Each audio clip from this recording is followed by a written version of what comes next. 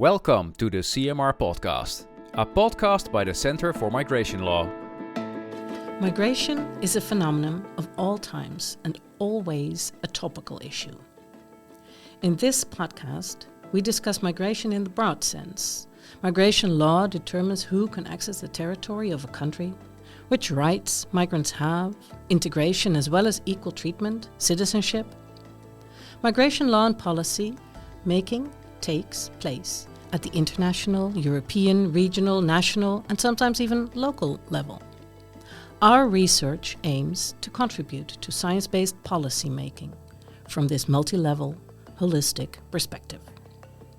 Researchers of the Dutch Center for Migration Law at the Radboud University in Nijmegen have been investigating migration law from an interdisciplinary angle for a good 3 decades.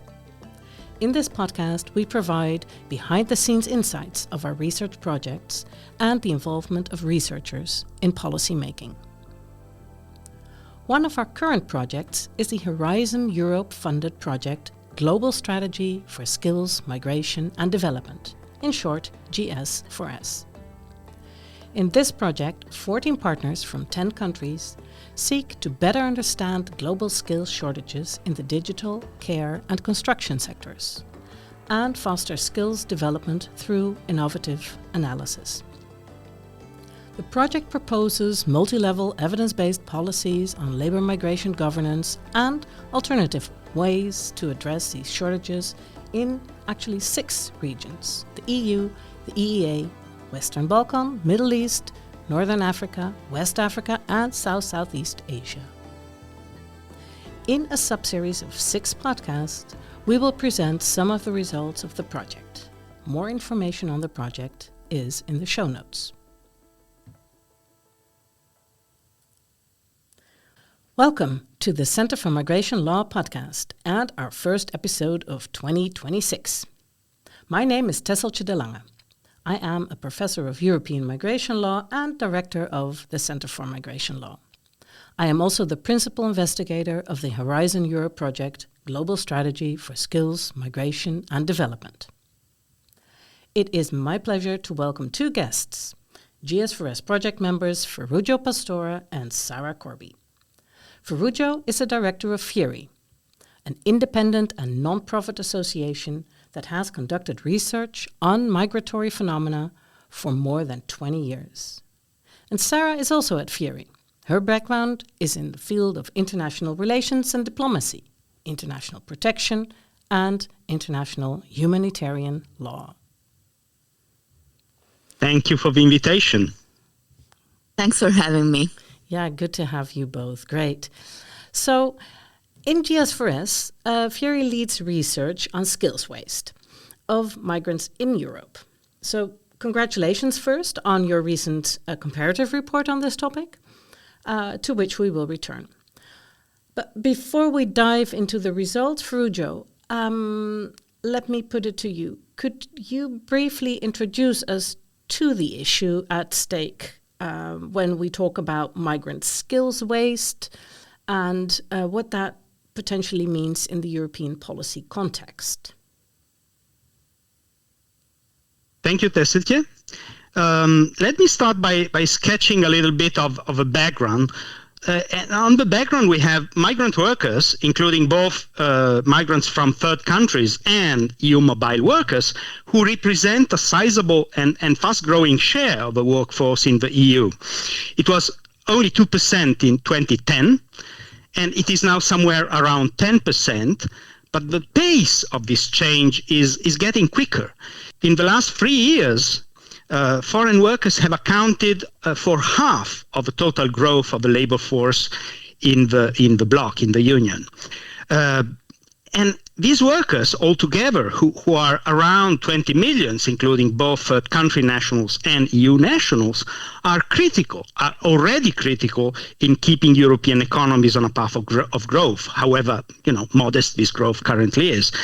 And if we think in terms of skill shortages, which is the core issue in the GS4S project, migrant workers have a very important role in filling such shortages. But the point, I think the main point of our discussion today, is that this role already quite significant could be much bigger. Let me try and explain how this can be. On average, immigrants have worse labor market outcomes than natives, which means, for instance, that in most EU countries, not all of them, but most of them, they have lower activity rates than natives. And also they are much more likely to be employed in low-skilled jobs, independently, and this is crucial, independently of their actual skills and qualifications. In terms of human capital, this means that the immigrant population, meaning immigrants who are already legally settled in the EU, which is the target of this part of our research, represent already a vast and largely unexploited source of valuable skills, energies, and creativity. One could speak of an internal talent pool. There is a lot of discussion currently in EU policy circles about a talent pool which is supposed to be, will be an external one, but we should never forget that we have an internal talent pool which is, for many respects, more easily available, at least in the medium and short term. So this is basically what we mean by skill waste. And in this regard, let me quickly recall here the work done by our colleagues Tommaso Frattini and others, also in the framework of GS4S, which was the topic of, I think, the second episode of this podcast series, but I think it's important to recall it here. Our colleagues mapped the skill waste in the EU in terms of overeducation, defined as the condition of those who have completed more education than their current job actually requires. So these overeducated people were 21%, more or less 1 in 5 among natives, and 34% among immigrants, 1 in 3, more than 1 in 3, and even higher if one considers only third country nationals.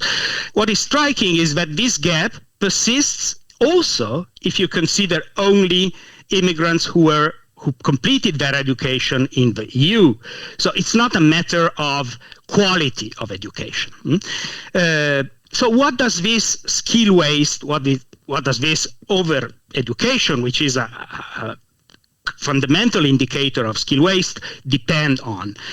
We thought that quantitative analysis was very important, but not enough to answer this question.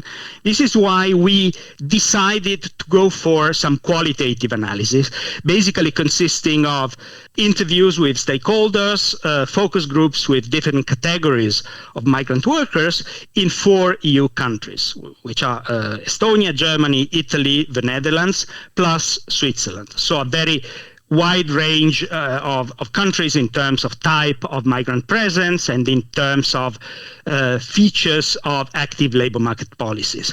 But here I think I leave the floor to my colleague who will tell you more about this. Thank you. Thank you very much, Ferruccio, for this expose that is very clear and worrying in a way.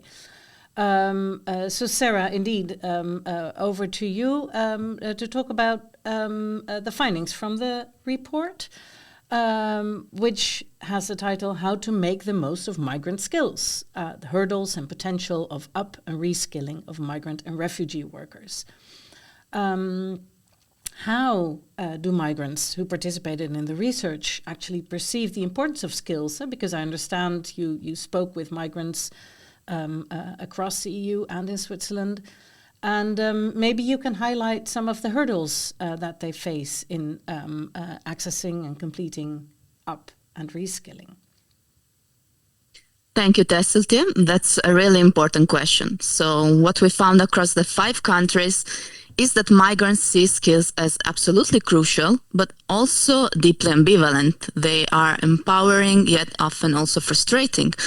And there is actually a very strong awareness that qualifications and training are essential for getting stable jobs and building a secure future.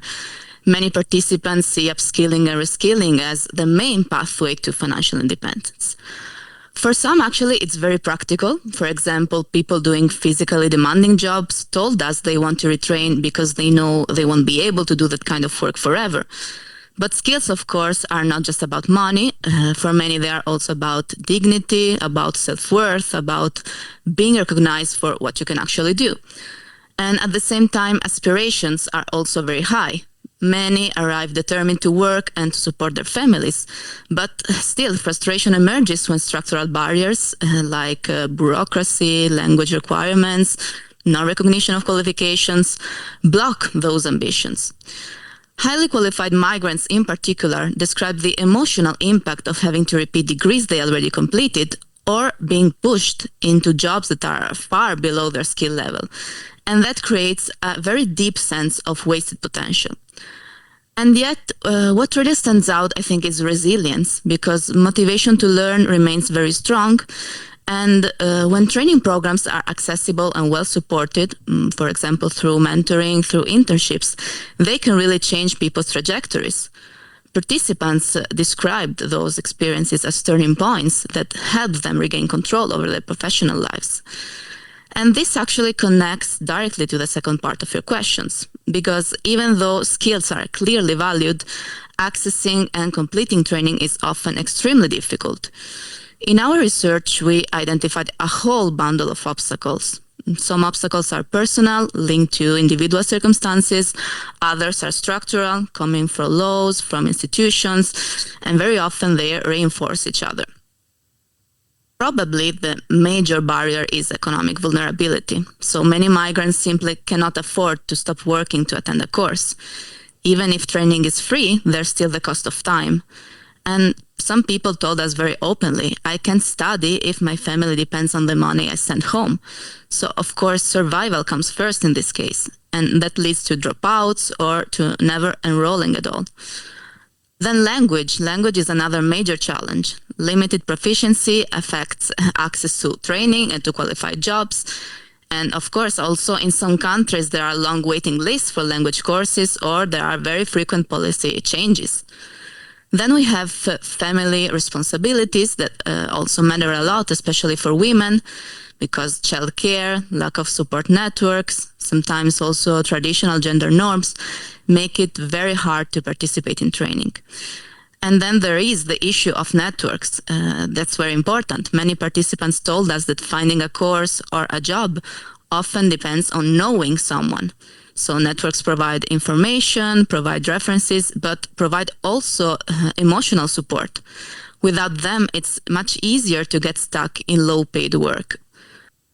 On top of that, structural barriers are constant. For example, bureaucratic delays in residence permits or strict income requirements to stay in the country, complicated, long procedures to recognize foreign diplomas.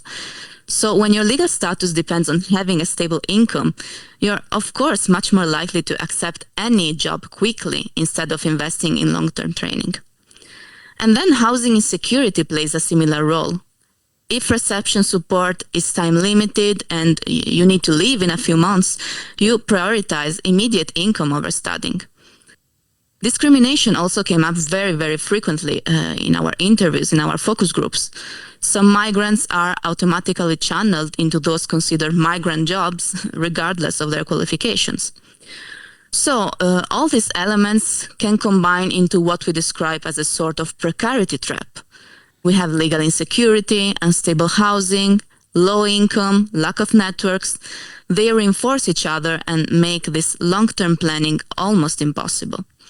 So in the end, it's not just about offering more training, but it's about creating stable, legal, socioeconomic conditions that actually allow people to invest in their skills and to use them.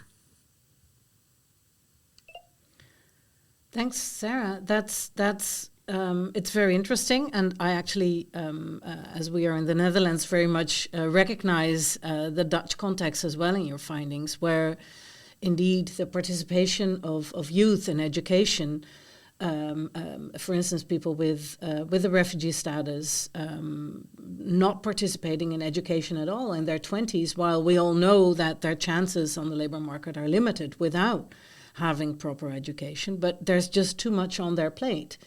Like you described, the family responsibilities, but indeed also discrimination, housing, etc. which is an evident waste of the talent pool that we have already inside the EU, as Ferruccio so rightly notes. So this is very interesting. Sara, I know that you spoke with a lot of people. Do you maybe have an example that you want to highlight that captures this dilemma specifically? Yes, actually, there is one example that I find particularly telling because I think it captures the dilemma that many refugees face. So one participant in Italy told us, and I'm going to quote, "My reception project will end in about 6 months. It's really stressful. I'm looking for a house now, and it's hard because I don't have a job. To rent an apartment, you need a guarantee. Landlords often want a permanent work contract. In my case, I'm just about to start a new training course, but I'm confused. Should I go for training or should I just look for a job? If I must leave the reception project, then I need to earn money as soon as possible. So should I spend my time studying or should I roll up my sleeves and take the first job I can find? I tell myself, whatever comes first, I'll take it." I think this quote perfectly describes the precarity trap. On paper, training opportunities exist, but in reality, access to housing depends on having a stable job. And having a stable job often requires time, language skills, sometimes even further training. And at the same time, also reception support is temporary. So actually, people are forced to make survival decisions instead of long-term investment decisions. I think that this example shows that the problem is not the lack of motivation. The person clearly wants to study. The issue is structural insecurity. And I think this really captures the broader message of our research. Skills can be transformative, but only if the surrounding conditions allow people to actually use them. Thank you, Sara. Actually, from reading your report, I take the example or the recommendation, and this brings me to the topic actually of potential broader policy implications of the research. But I recall one example where you say that transportation should be provided, right? Like bus tickets, etc. But in the Dutch context, if I look at where refugees are housed, there is no bus. So it actually is also about getting a driver's license, for instance, and then you need language to be able to pass a test, etc. So it's sort of a circle from which it's very hard to break free. And like I said, going into the policy implications of this research, Ferruccio, can I come back to you with some suggestions in that respect? Yes, I think that the key point from a political point of view is that the potential of existing migrant workforce for tackling labor shortages is there and it is large, but it comes with a cost. To turn this potential into a real factor of growth, we need constant and tailored efforts. We need substantial investments as well, and this is not happening, not sufficiently. The comparative outlook is very uneven across our 5 target countries. We have some member states that are doing more and better, while others are lagging behind. And additionally, in most countries, lifelong training is a decentralized competence with a strong role of subnational entities and also of social and economic partners. So it is almost impossible to make a general European assessment. But all in all, currently, the investment of not only financial resources, but also intellectual research resources, political, administrative resources is insufficient. And unfortunately, this is demonstrated by some trends, by some figures.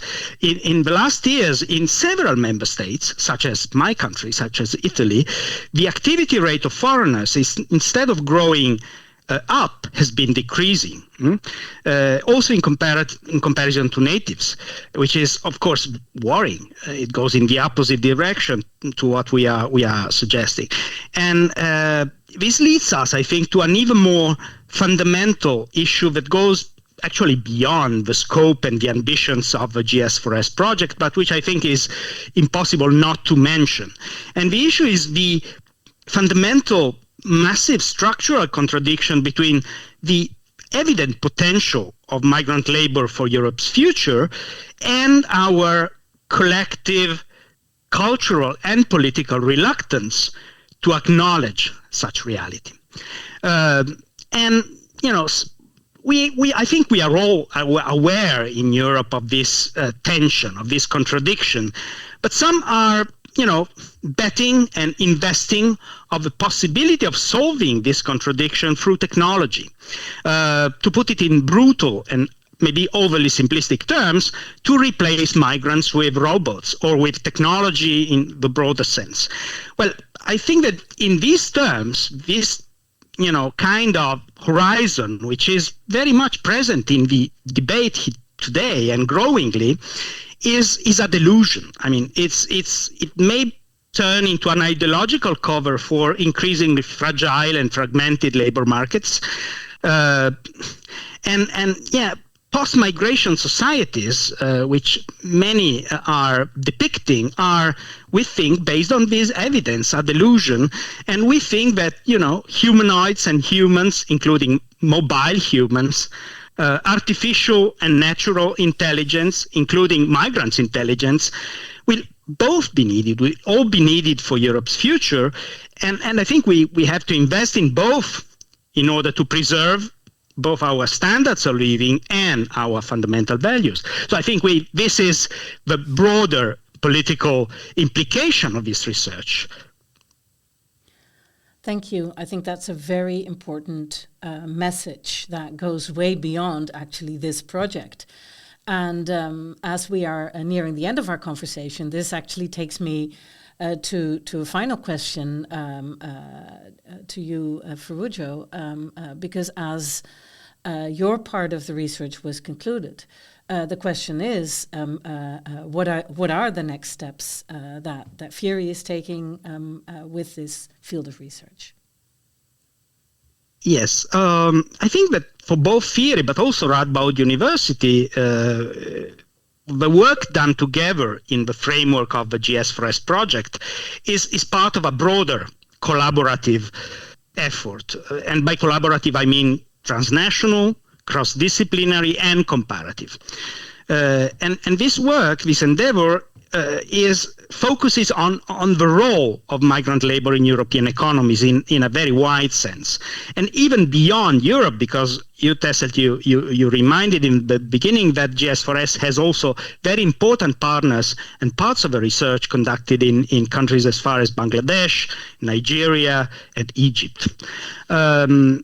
In particular, to illustrate this broader effort, I would like to mention a parallel project which our listeners may be interested in. It is called Dignity Firm, and it is led by Radboud, by you, Tesseltje, and it deals specifically with irregular work, which by the way is a way, although a very suboptimal way often, to cope with labor shortages. So we are also trying to understand how irregular work and labor shortages are interplaying, are interacting as you know, economic and social phenomena. And also I'm happy to announce that towards the end of this year, again, Radboud and FIERI and other partners will be together again in a New Horizon project led by the Austrian University of Krems with Albert Kraler as a principal investigator. And this also will focus on different forms of unregistered and under-registered gray and black forms of work. This new project is called ReFair, and hopefully it will be another step towards, you know, identifying through evidence, through research, better, less exploitative and more productive ways of incorporating migrants in both our economies and in our societies. Thank you very much, Ferruccio and Sara. Ferruccio also for flagging these other projects, which indeed we can add some references to in the show notes, as there will be more information on your specific work in the show notes.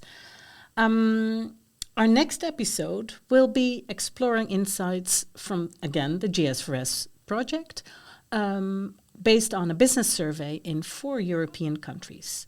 So stay tuned. Thank you very much again, Ferruccio and Sara. Hope to see you soon, and have a nice day.